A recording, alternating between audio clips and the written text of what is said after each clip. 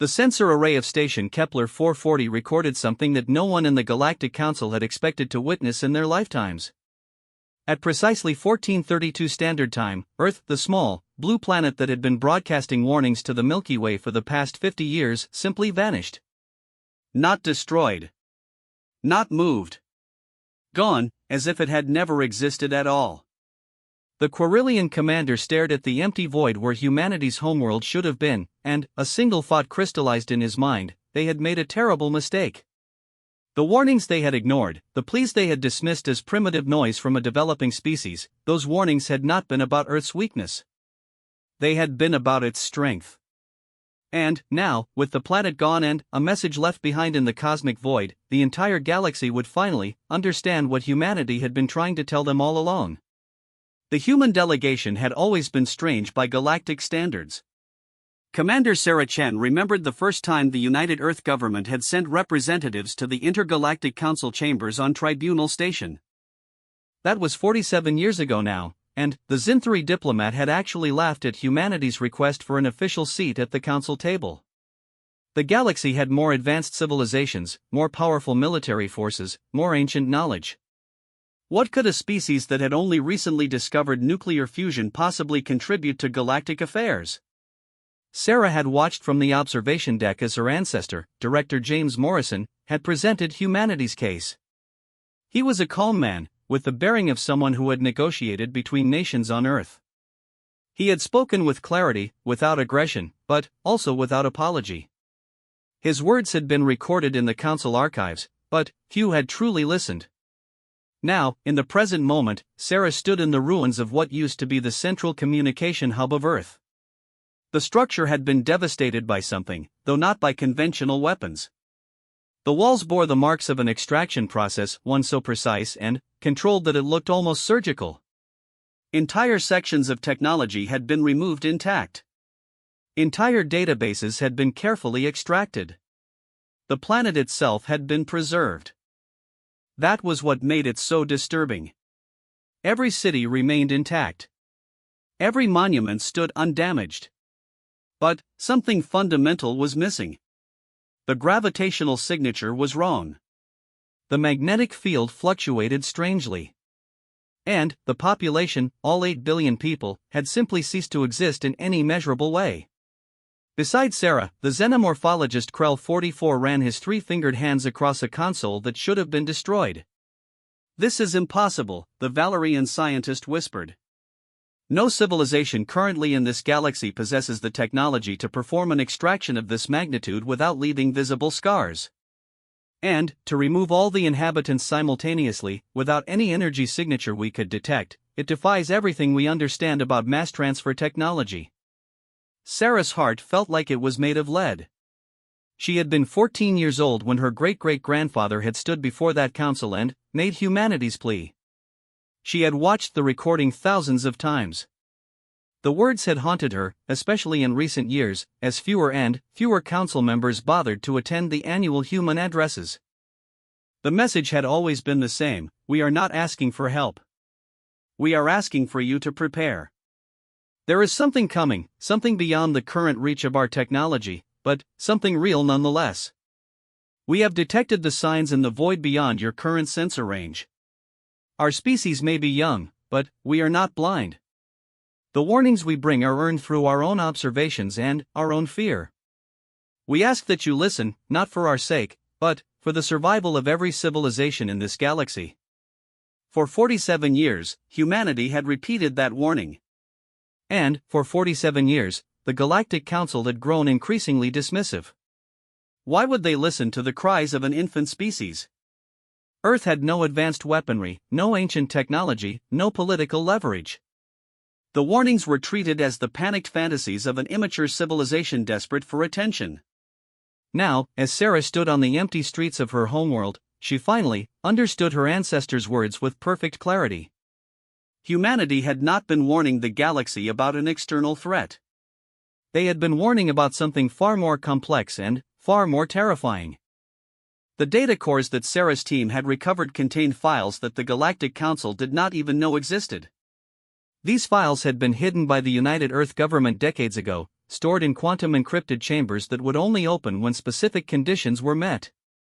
One of those conditions was that Earth's population would have to disappear. As Sarah scanned through the files, the story became horrifyingly clear. 50 years ago, Earth had detected something in the cosmic radiation patterns. It was subtle, something that the less sophisticated sensors of other civilizations would never have noticed. But humanity's astrophysicists had been brilliant, driven by a species-level instinct to survive. They had detected the remnants of an ancient passage, a gateway that had been used billions of years ago, sealed by forces that defied comprehension. The gateway was slowly degrading, its structural integrity failing, and, when it finally collapsed, the forces that had sealed whatever lay beyond it would be released. This was not some distant threat, millions of years away. The calculations were precise. It would happen within the next 100 years. And, when it did, nothing in the current galaxy would be capable of surviving what came through. Humanity could not fight such a threat. No civilization could. But humanity, with its short lifespans and its desperate drive to ensure its survival, had made a choice.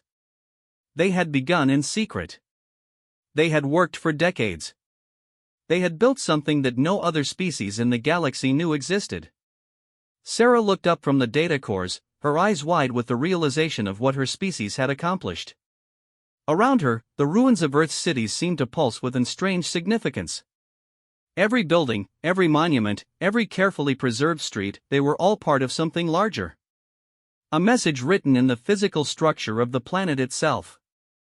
Krell 44 approached her carefully, his antennae twitching with confusion. "Commander, the energy readings I'm detecting, they're coming from deep within Earth's core. Something is active down there. Something massive." Sarah nodded slowly. She had suspected as much. "Send a report to Tribunal Station," she said quietly. "Tell them that Earth is gone, but Earth has left them a gift. Tell them that humanity has finally made the delivery we promised 47 years ago." As she spoke, the ground beneath them began to vibrate with a deep, resonant frequency. Somewhere far below the surface, in the depths of Earth's crust, something was awakening.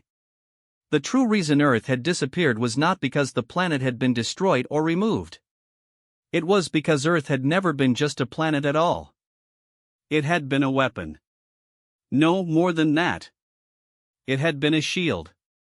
A final stand. A sacrifice. And the warnings had been humanity's way of buying time for this moment. The legacy of fire and steel, the message that accompanied Earth's disappearance, was short, but its implications echoed across every inhabited world in the galaxy. It had been recorded by director James Morrison, Sarah's ancestor, decades before his death. His voice, preserved in perfect digital clarity, echoed through the communications channels, to the council members who chose not to listen, to the civilizations who deemed humanity too young to understand the cosmos, to all those who dismissed our warnings. "Know this. We never expected you to believe us. We knew that our words would fall on deaf ears. We knew that our fear would be interpreted as weakness, our caution as cowardice. That is why we did not rely on your belief. We relied on ourselves. Everything that Earth is, everything that our planet contained, has been transformed. We have given our homeworld a purpose beyond the life it held. We have made it the first and final defense against the horror that approaches from beyond the collapsed gateway. When that ancient seal breaks, when the forces of the void begin to pour through into this galaxy, Earth will stand alone. And Earth will hold. This is not a question of military might measured in weapons and warships. This is beyond those metrics. What we have created is something born from the very essence of human stubbornness, our refusal to accept extinction, our absolute conviction that survival is possible when all logic says otherwise. We do not ask for your forgiveness for keeping this secret from you. We do not ask for your acknowledgement that we were right. We only ask that you use the time we have bought you. Strengthen yourselves. Prepare your worlds. Create networks of defense that do not rely on the old alliances. Because when the void opens, many of you will not survive what comes through. But some will. And humanity intends to make sure that enough of you remain to carry on the legacy of this galaxy. The warning was never about external salvation. It was always about showing you that you had the capacity to save yourselves if you were brave enough to believe it. The message ended, and, for 17 seconds, there was complete silence across every channel in galactic space. Then, chaos erupted. The Zinthari demanded explanations. The Valorians threatened retaliation for Earth's deception. The Quarillians began frantically checking their defensive systems. The Carillion Empire called an emergency summit. Every major power in the galaxy suddenly realized that they had been dismissing a species that had, in secret, accomplished something none of them had even thought possible. Dr. Amara Okonkwo, one of the greatest scientific minds of the modern era, sat in the observatory of Tribunal Station and wept. She had been one of the few council members who had consistently voted to take humanity's warnings seriously. For 40 years, she had pushed for more resources to be devoted to studying the boundary markers that Earth had identified, the subtle signs of the degrading gateway beyond the known universe. Now, looking at the real data that Earth had transmitted, she understood. The calculations were beyond elegant. They were transcendent. Humanity had not just built a shield, they had engineered a reaction that would isolate the void, contain the breach, and create a wave of countermeasures that would protect the entire galaxy from what came through. And they had done it by transforming their own world into the instrument of salvation. But there was a cost. A cost that became clear when the seismic data from Earth's disappearance was fully analyzed.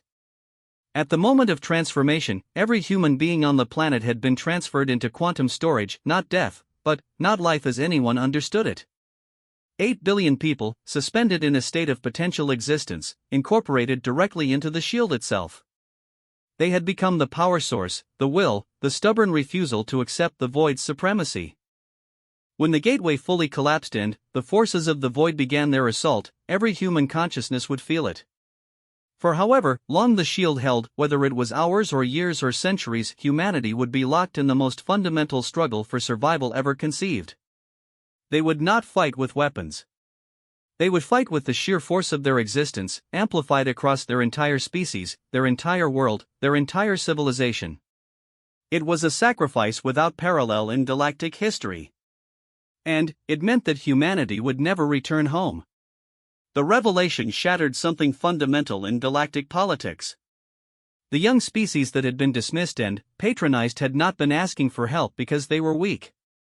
They had been asking because they were the only ones who understood the true danger, and they were trying to warn the galaxy because they hoped, against all logic, against all reason, that if they failed, someone else might survive to ensure that consciousness persisted in the universe. Krell 44 transmitted his final report from the abandoned surface of Earth.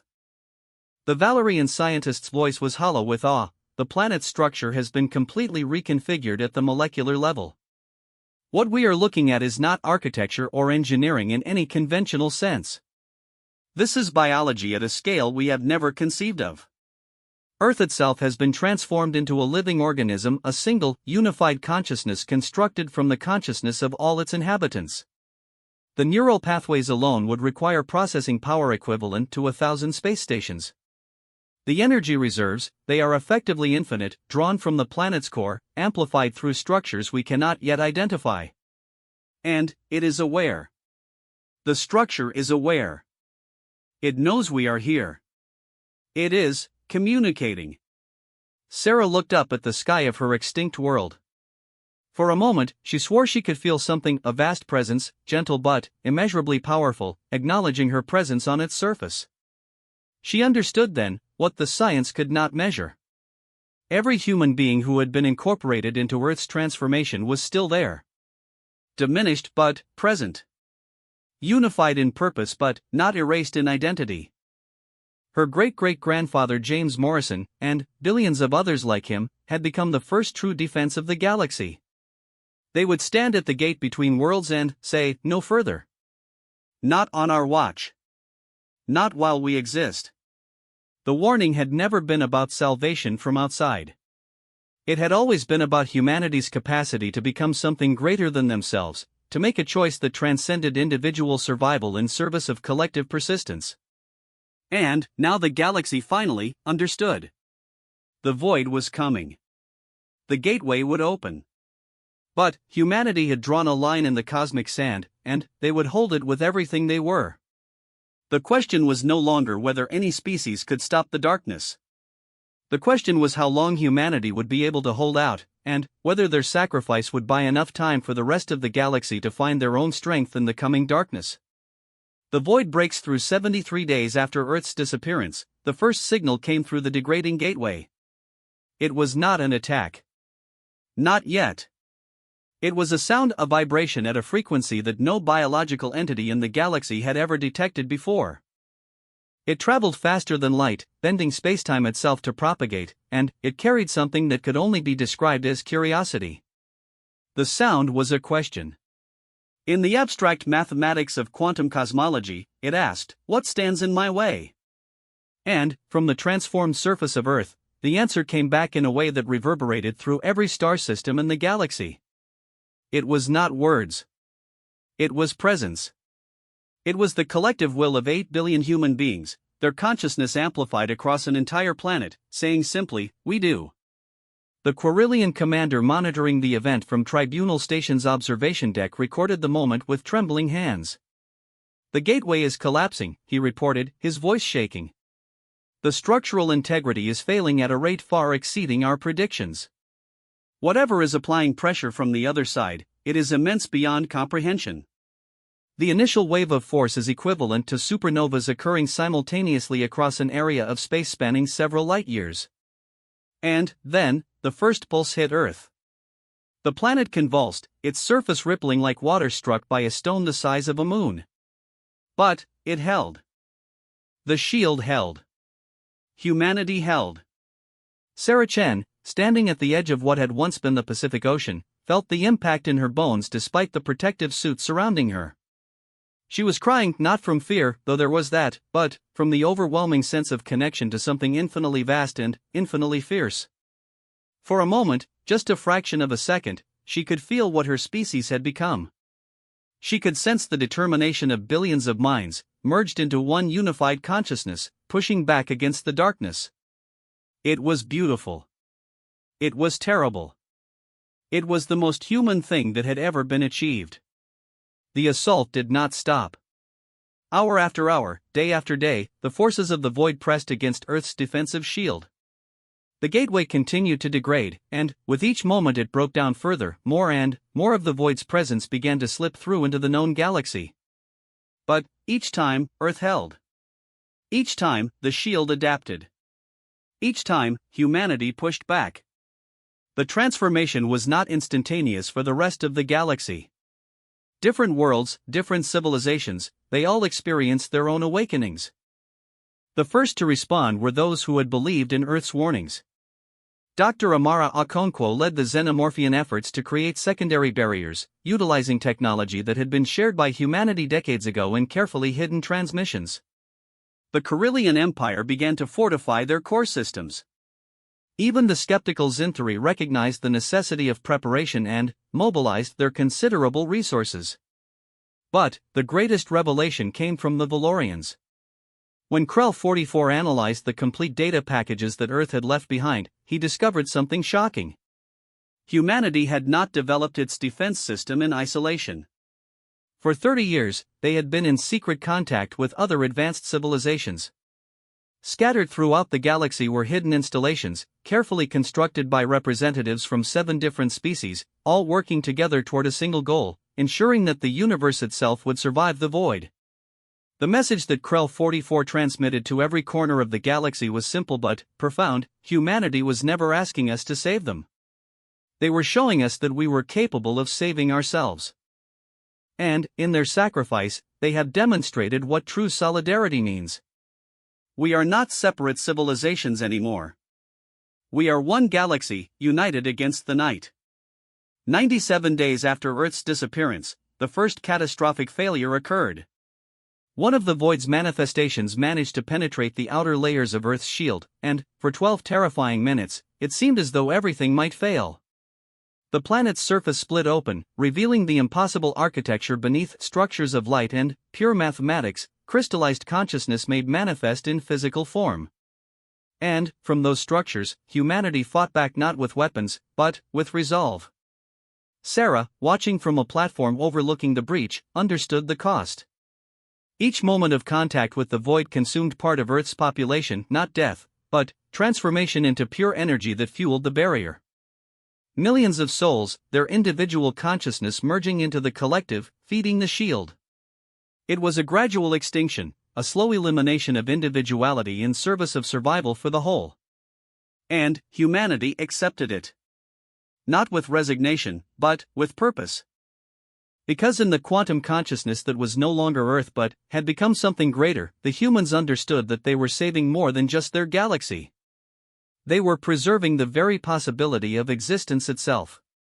By the time the gateway finally stabilized, no longer collapsing but sealed instead by the counterforce that humanity had generated, 2 billion human consciousnesses had been consumed in the effort. 6 billion remained, scattered across the shield, maintaining the barrier against the void with every fragment of their being. The message that came from the transformed planet was the final one humanity would ever transmit: we have held the line. The void is sealed. The gateway will not open again. We have bought you time, perhaps forever, perhaps until the end of the universe itself. Use it well. Create wonders. Build civilizations greater than anything we dreamed of. And remember us not as heroes, but as part of you. Because that is what we have chosen to become. And, with that, the individual transmissions ceased. Earth, no longer a planet but a conscious monument to human determination, fell into a profound silence. It orbited the sun as it always had, but it was no longer alive in any conventional sense. It was a memorial, a reminder, and a shield all at once. The void, pressed against the barrier that humanity had created, would test it again and again throughout the eons. But it would never break through. Because the will that had built that shield was something the void had not accounted for, something that transcended physics and mathematics and entered the realm of pure meaning. It was the human refusal to accept death. It was the human stubborn conviction that survival was always possible. It was the human capacity to sacrifice everything for a future they would never see, a future they had never been promised they would share. In the end, when the history of the galaxy came to be written, it would be remembered as the age when humanity disappeared and the universe finally understood why it had to be that way. Not because Earth was powerful, though it had become unimaginably so. But because humanity had always been powerful in the way that mattered most, in the depth of purpose, the purity of sacrifice, and the absolute refusal to let darkness have the final word. The warning had been delivered. The warning had been